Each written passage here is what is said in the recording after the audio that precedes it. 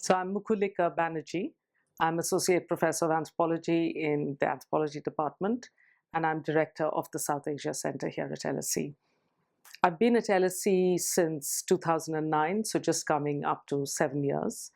And I'm largely focused, my research has been about political themes. I'm a political anthropologist, and I've looked at broad issues of post-colonial politics, how an anti-colonial movement against the British in the northwest frontier province of British India had a most remarkable experiment of a non-violent civil disobedience movement amongst Muslim Pashtuns in 1930s and 1940s, and saw independence in that region.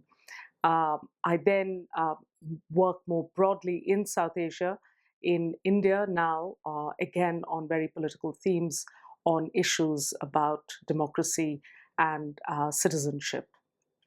When I did my first piece of research, which was my doctoral research in Pakistan, I learned Pashto and Urdu, and now most of my research is in Bengali and in Hindi.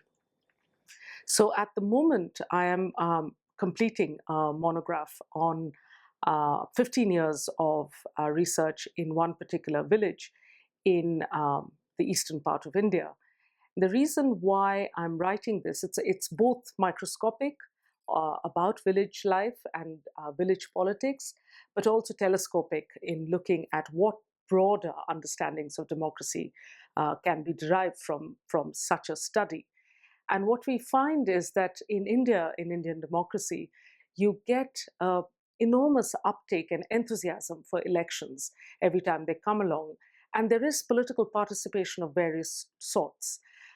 So the book that I recently published called Why India Votes is a comparative, multi-sited ethnographic study. So it's a qualitative study of a country, which is fairly unheard of. You know, that's not what anthropologists normally do. But the questions we were trying to ask as a team was, why do people vote? We know people vote a lot. The voter turnout rates in India are very high. And most remarkably, the turnout rates go up as the more local the election. So at the village level, at the municipal ward level, turnout rates are very high. And we were probing questions about citizenship, about what sense of duty people felt about being democratic citizens, why they felt invested in this particular political project in India, and what kind of stake they felt they had in this system. This is an issue that we have also now I'm just coming to the end of a 3-year European Union funded grant, where we looked in some detail, again, working with a big team of people. We now have 17 different studies of local and regional elections, where we've been examining what the dynamics of these elections are. And it's actually fascinating. We know now a lot about Indian elections at the national level. And it's run by this fabulous Election Commission of India, which has had a remarkable record of running free and fair elections. But when we look at local elections, panchayat elections in India, the story is very different. And this is something that academic research simply hasn't paid attention to so far. And it's going to be one of the main outputs of this project that we are publishing. And by the end of this year, a lot of the publications for that will be coming out by 2016. On the whole, I think I've been fortunate enough to work on two topics that have been of great general global interest. First was when my first book, The Pathana Named, came out. Nobody had heard about Pashtuns. Nobody had heard about Afghanistan, really. And then 9/11 happened, and there was great curiosity about Pashtuns and who they were, and terrorism and so on. And then this account that I had provided through my first book actually recorded a very remarkable sort of counterfactual, where you could have a non-violent civil disobedience movement amongst the same people. So it immediately de-essentialized Islam with terror and Pashtuns with violence.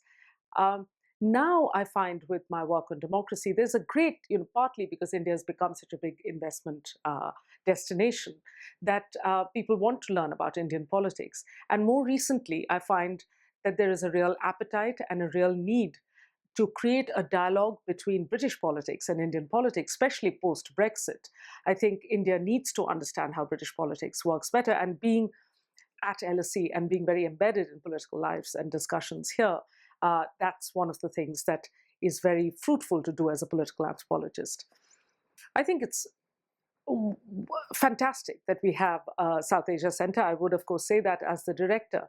But what it is enabling are really two things. Internally within the LSE, we are able to now have conversations around issues. Normally, universities have conversations around disciplines. So geographers talk to sociologists, talk to economists, or don't talk to economists, as the case may be. But now we can talk about poverty, we can talk about growth, we can talk about urban affairs, and find that a multiplicity of social sciences are addressing the very same issues. Externally, LSE is a big brand. Yes, people know the institution. But if people wanted to know what LSE knowledge on South Asia is about, the South Asia Center provides that window into LSE for any external stakeholders. And what we can give them, therefore, is a public platform in which academics and LSE, we find, having done a recent census, has possibly the largest concentration of social scientists working on the South Asia region anywhere in the world. And we can bring this expertise to engage in dialogue with concerns that exist in business, that exist in diplomacy, that exist in the third sector, and so on, and create those conversations. So it's only a year old, but we'll wait to see how we go.